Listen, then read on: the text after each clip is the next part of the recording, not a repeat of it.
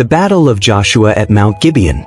In the days when Joshua, the valiant leader of Israel, led his people through the Promised Land, the fear of the Israelites had spread across the nations. Their God was with them, and their victories were certain.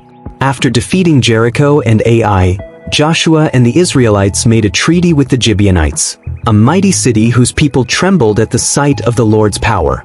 However, not all nations were willing to submit.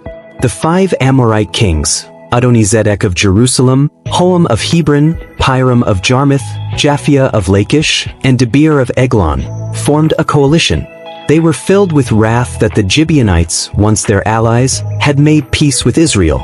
With their armies gathered, they marched against Gibeon, determined to punish their betrayal.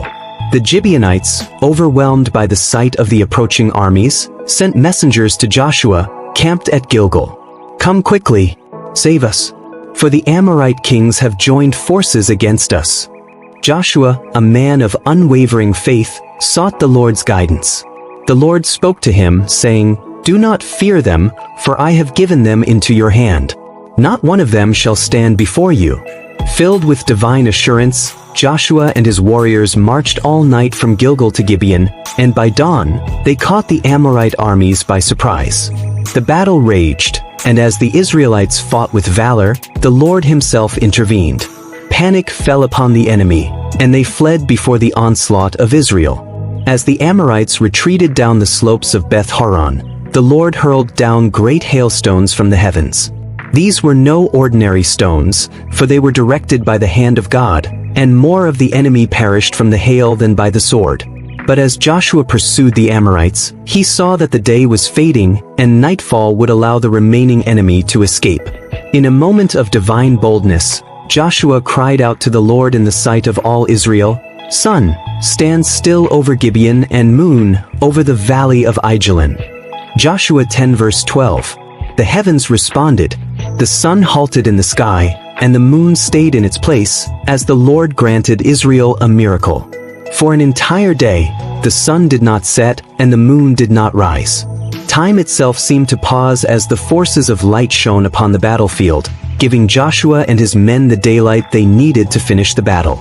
It was not just a victory for Israel, it was a display of the sovereign power of the God of the universe, who controls even the movements of the celestial bodies.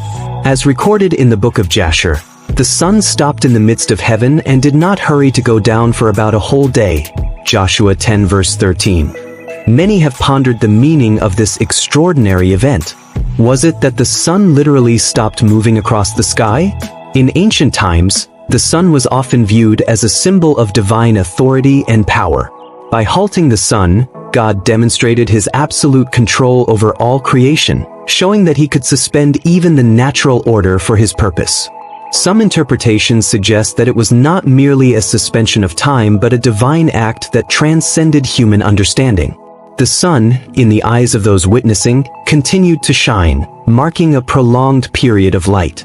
This extra daylight symbolized the favor of God upon Israel, shining brighter than any earthly light. Others believe this miracle represented God's ability to overcome the natural limitations of humanity. Just as Joshua needed more time to achieve victory, God extended the boundaries of time itself. The event speaks of God's willingness to intervene directly in human history, altering time and space to fulfill his promises. The Amorite kings, defeated and humiliated, fled to a cave at Makkedah, where they were eventually captured by Joshua. With the defeat of these kings, the land was subdued before Israel, and the Lord's promises continued to unfold. Joshua's victory at Gibeon became a lasting testament to the power of faith and the supremacy of God. It was a moment where the divine and the natural met in a mysterious, awe-inspiring way. No day had ever been like it before, and none would come after it, when the Lord listened to the voice of a man, and the very heavens obeyed.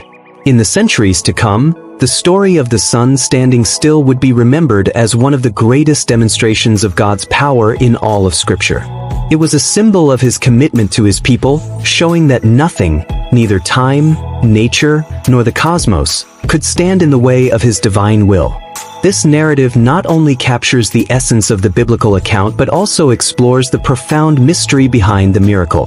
The sun standing still represents a moment when divine intervention altered the fabric of reality, a true testament to God's sovereignty and his power to fulfill his promises in ways that transcend human comprehension.